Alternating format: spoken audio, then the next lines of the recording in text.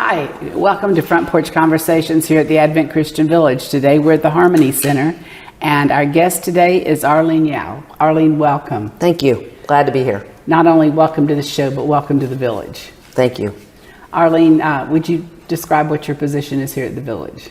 I am the Director of Dining and Catering Services in the whole village of the independent side. So anything that's a food venue, restaurant, or food service, I'm in charge of. Well, and we're very glad that you're here doing that as well. And it's been a wonderful addition to the village, all the things you've accomplished with your team. Thank you. I love it. Good. Well, so we can introduce you more generally now. Tell us where you were born and where you grew up. I was born in Lawton, Oklahoma. I was the fourth child of a military family. Both my parents are from the Philippines, and then they immigrated here to the United States. Lawton, Oklahoma is where I was born, but we traveled a lot. We grew up wherever we were stationed was home. So I really didn't have a station home on there. That was 9 years of my life. So with the wars going on and my dad's training and deployments, we lived in several states. I was born in Oklahoma. My sister was born in Oklahoma. I've lived in Virginia, Georgia, California, Germany for 4 years. That was probably the highlight of, I like that to say that's the highlight of my childhood memories. That's what I loved the most in my childhood memories. And also, we've been to the Philippines. My brother was born there, but I was only 6 months old. So I don't remember that. No. My older siblings do. I have two older siblings, and they remember the Philippines, but I was too young. And what was your favorite part about living in Germany, and what age were you? When we left, my dad had just gotten back from Vietnam, and the Army had sent him to Germany then. And we first went to Illesheim. I'm not sure if it's north or south. I think it's central. We spent 1 year there. And then we spent 3 years in Hanau, Germany. And in that period, my mom, it was really my mom's idea because she loves traveling. She wanted to make sure we could see as many countries as we could. So I have many, many memories of camping in Germany all over the place. The bullfights in Spain, the catacombs, the Colosseum, the Mediterranean beaches, France, Belgium, Switzerland, England, everywhere in Europe that would let us in, because there were some communist countries there and we couldn't go in. But I loved it because, number one, I was just a kid, but we camped everywhere. So we were 5 kids, and that was the cheapest way to go, and they had some incredibly beautiful camps there. So that's how we would travel. We would travel, get in the car, my mom would pack us all up, had everything ready. All we had to do was help set up, eat, and then get dressed and go visit wherever we were at. What an education that was, too, I'm sure. It was. And what ages were you in that time? I was 5 and I was 9 when we left. Oh, okay. But you still had those great memories. Incredible memories. That is my favorite, strongest memories of my childhood. And what place are you in the sibling order? Number 4.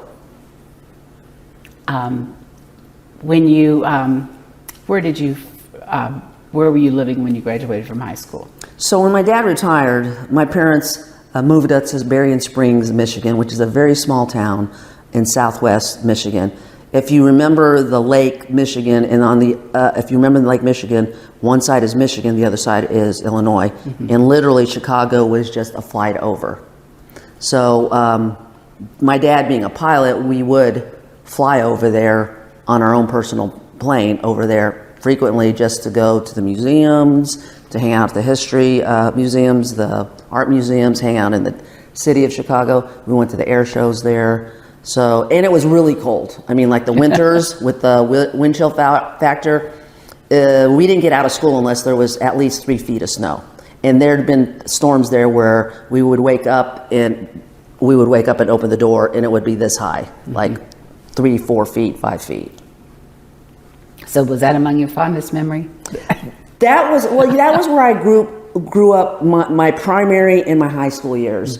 My I went to a Seventh-day Adventist private school and graduated at their academy there. I met a lot of friends.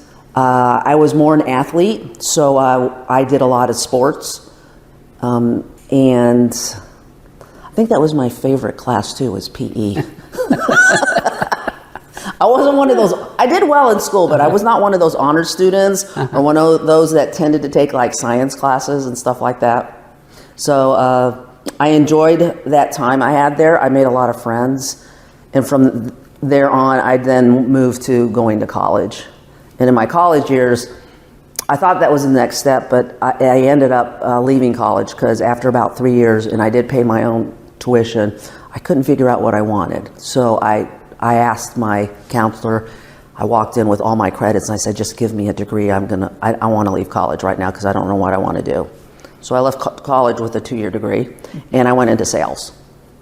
And I did sales for about 5 years, and then I joined the military. And what branch did you join? I joined the U.S. Army, and the main reason I joined is I was interested in languages. And I would not sign the contract unless they would assign me to the language school. So I passed the aptitude test for language learning, and I went to boot camp, and I spent a whole year in Monterey, California, learning Russian with native Russian speakers, 8 hours a day, with military linguist instructors. It was, I think, one of the highlights of my career. I was literally just going to college for a year for one subject, which was Russian. And by the time I was done, I could conversationally speak Russian pretty fluently. I wasn't as good as listening and reading, which is normal for me. And stuff, but I like to talk. And if anyone knows me on the village, they know I like to talk on there. And I was in the intelligence branch. So from the language school, I was a signal intelligence analyst. And from there, that was my specialty. What does that mean for us novices? Okay, so in a battlefield scenario, in the intelligence, you have your signal analysts, and they have other signal analysts that are out there that are listening and looking at radio signals and listening to sounds and voices in languages. And then they take that information, gather it up, and then they give it to the analyst. Then the analyst has to decide what's going on. And we used to do battle scenarios. So our signal analysts that were out playing war in the field, they would gather these voices and these signals, and then they would give it to us, and then we would literally know how to do grids of what those call signs were.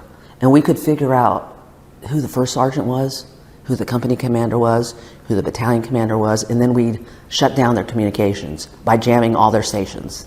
So that was one of the things that I loved doing, was playing war in the desert and being part of the Tactical Operations Center. Uh-huh. And so how long did you serve in the military? I did that for 7 years. I met my husband actually at the language school, and we continued to date. And we finally decided, I was asked to be married with him, and we got married in 1994, and then 1 year later we had a son, and then a year later I got out of the military because I was starting a family. And we both really didn't want a dual military, because during wartime, when you do dual military, both parents go to war. Mm-hmm. So then you have to find out who's going to raise your children. And we didn't want that to happen. And we had 3 beautiful children. So why don't you tell us about them? Okay, so my firstborn is Adam Yao. He was born in Fort Huachuca, Arizona. That was our first duty station. And he turns 29 this year. He got married in 2020, just as the COVID was starting to shut down. And he was probably the one that experienced our moves the most. When we got out, when Tim was out, he was in 1st, 2nd grade when Tim retired. The little ones were only like maybe 2 and 3 years old. So they didn't get all that traveling experience like Adam.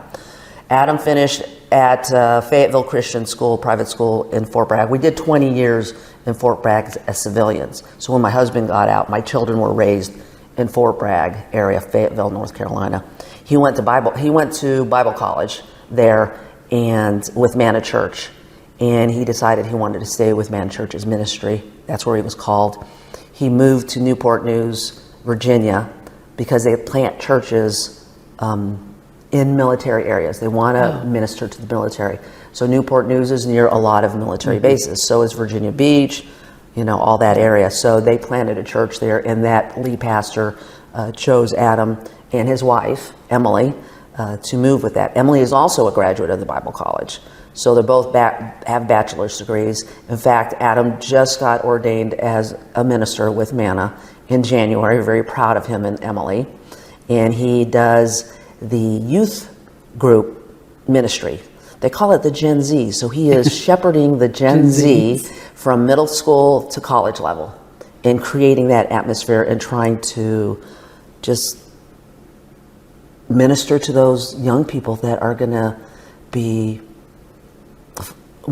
they'll be warriors for Jesus. This is the next generation. What a ministry. And it's very serious, because the Lord's coming and the enemy's fighting hard.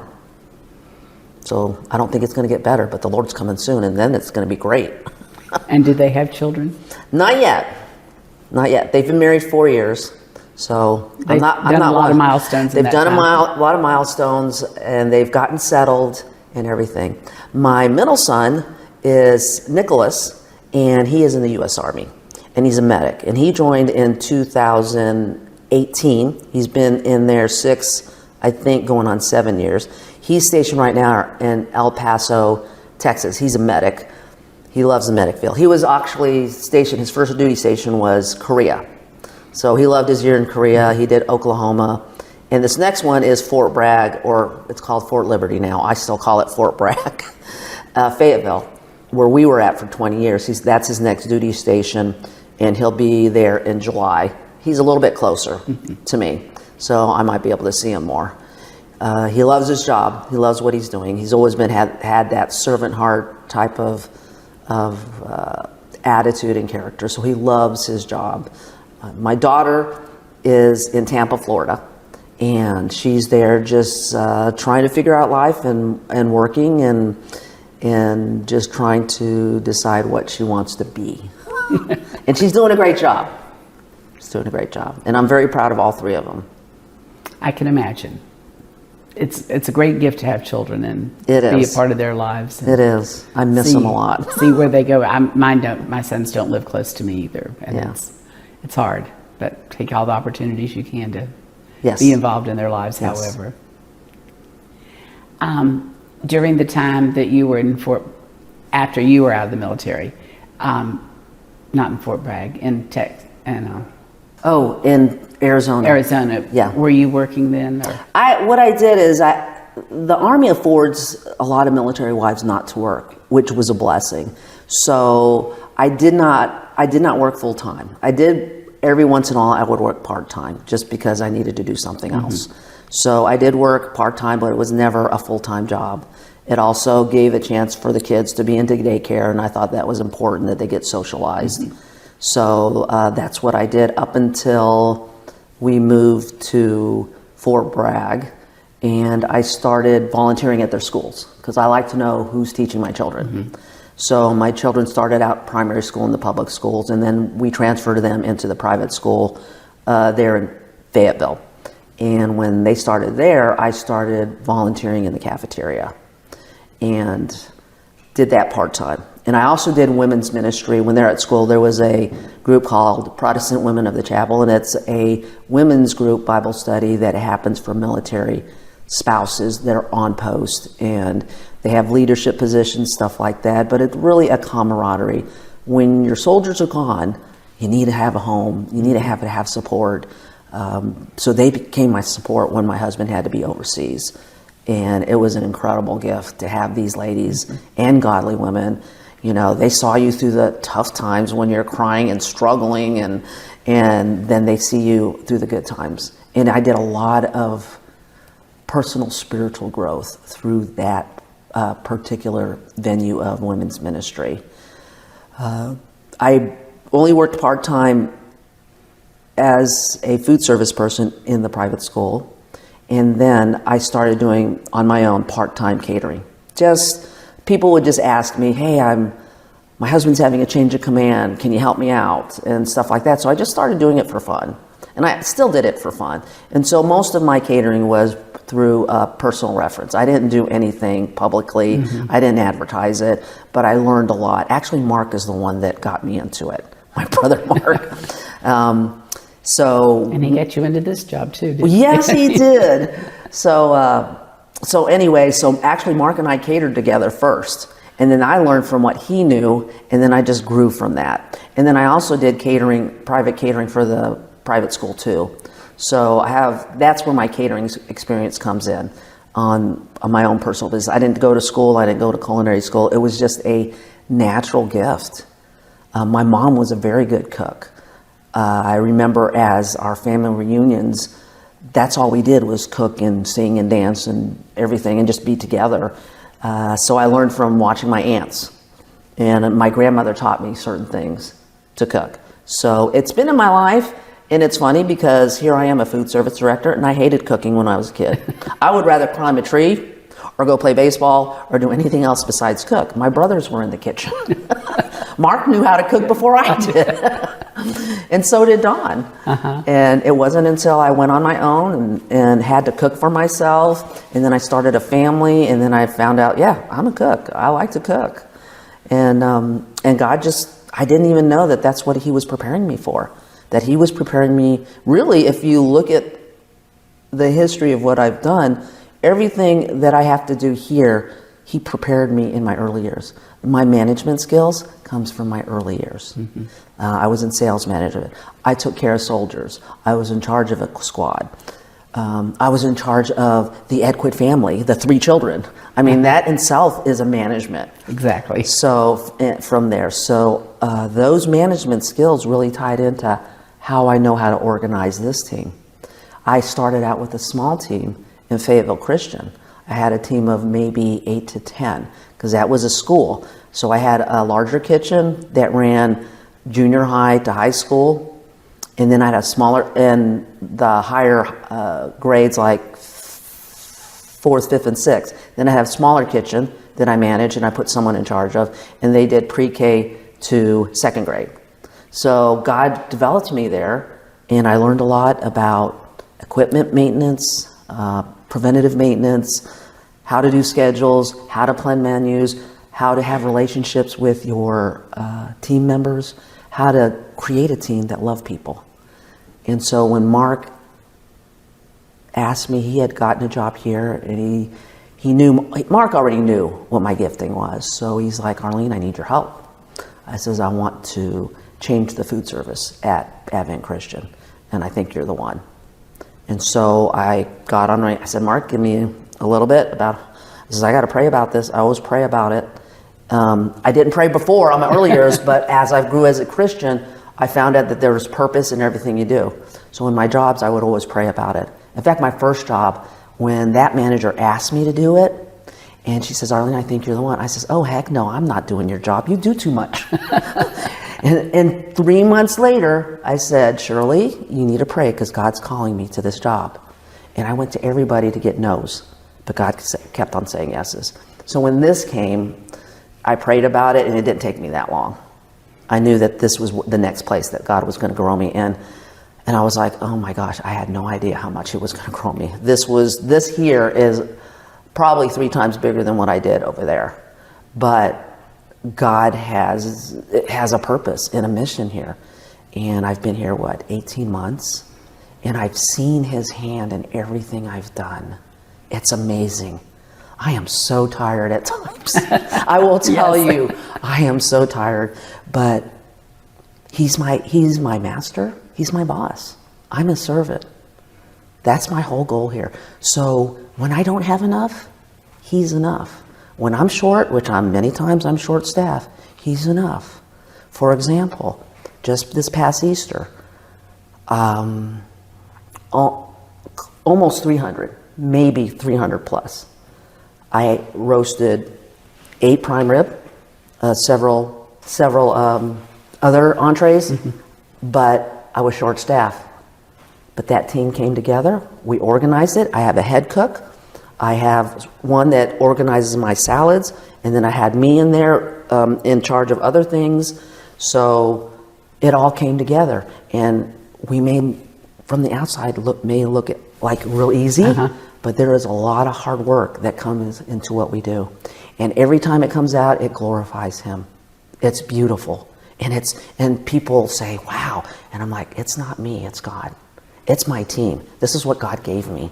And it really is glorifying Him. And He brought me here to do two things, to love people and to serve. And when you know what you're created to do, and you know how to love people and to serve, it's amazing. He has amazed me every time. I might be super tired, but I'm not giving up because it's His plan. Because I know that He's going to bring things. So His grace is enough. His help is enough. Even though at times I feel so tired that I just don't want to do enough. I don't want to do anymore. Well, guess what? I heard you were human. Yeah, so that is a part of our makeup. Yes. So I do love being here, and I love the people. And one of the things I love to do is go out there and talk to them. I want to know their names. I've heard their stories. I love that. I want to know what they like about the food. I told them, if you don't like the food, tell me, please. So they're finally understanding I'm open to criticism. You know, we do food focus. If they want to come criticize me, I'm okay with that. That means I can focus on what can I do better. And I have taken some of their comments and I've implemented it.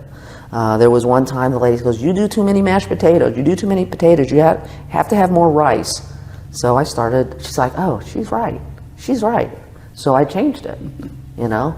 Another one was, I don't always like French fries or onion rings. Can you give us the side salads? I'm like, oh yeah, that's a great idea. We started giving them the side salads, potato salad, pea salad, something different other than the fried French fries and onion rings and stuff. So yes, we do. I am open to listening and paying attention. I don't always pay attention. I try to listen. No one's perfect, but that's also part of Mark's program. You know, the Aloha program. Yes. And one of the biggest things is, Arlene, listen to what they're saying. He's had to tell me that a couple times when I've had some struggles. He goes, Arlene, listen. And I'm like, okay, I got it. So you go back and you do it again.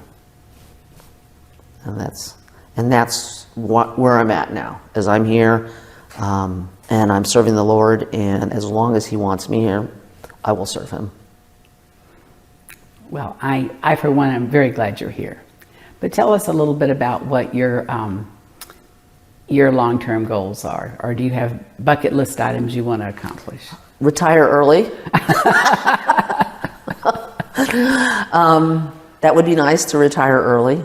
I know that I came here as a 60 years and a half year old person. My longevity is not going to be 20 years.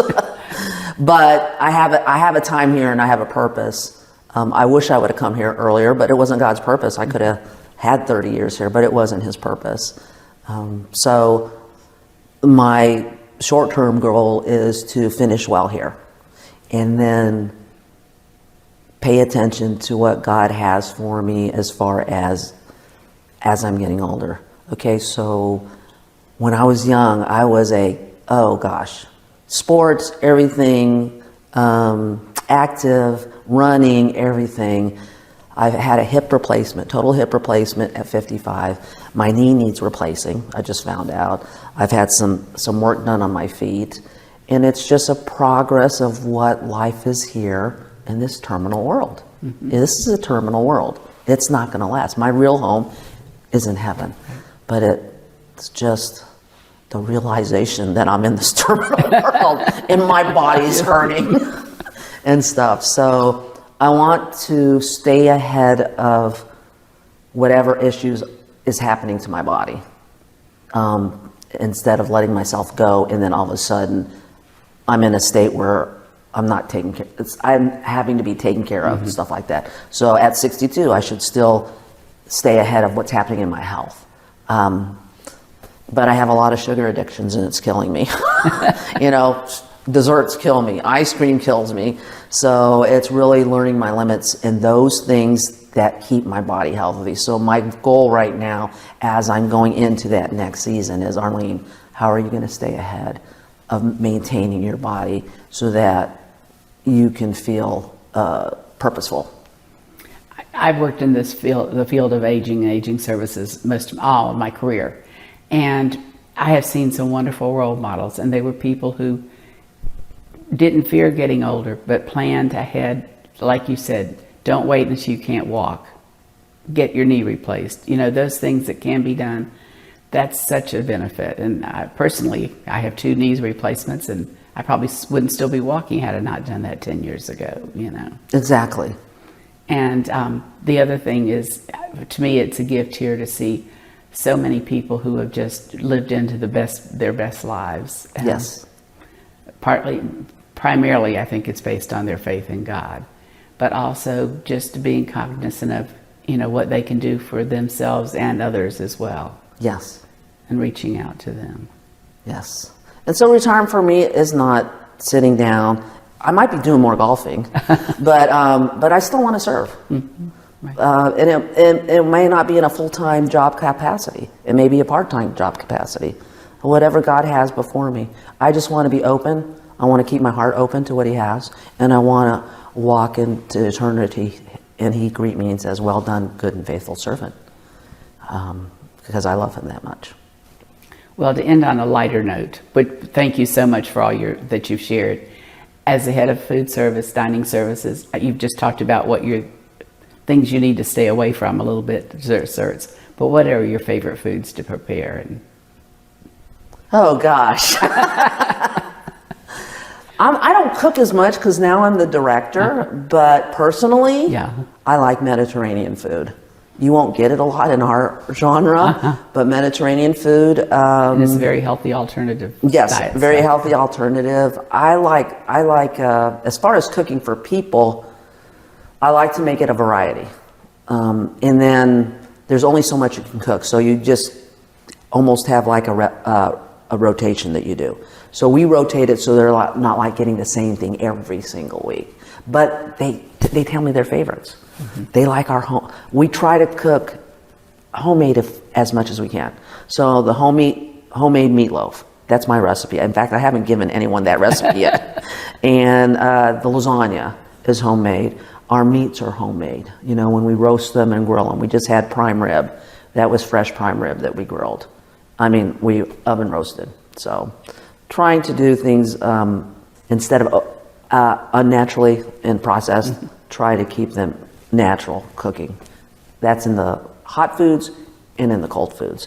Now, we can't always do it in the hot foods and the cold foods, more in the cold foods because of time constraints in labor, because I don't have enough help. Right. So we do have to buy some stuff that is made ahead of time. But I try to pick the items that the vendors, I have 2 vendors, sometimes 3 that I choose, and they have excellent.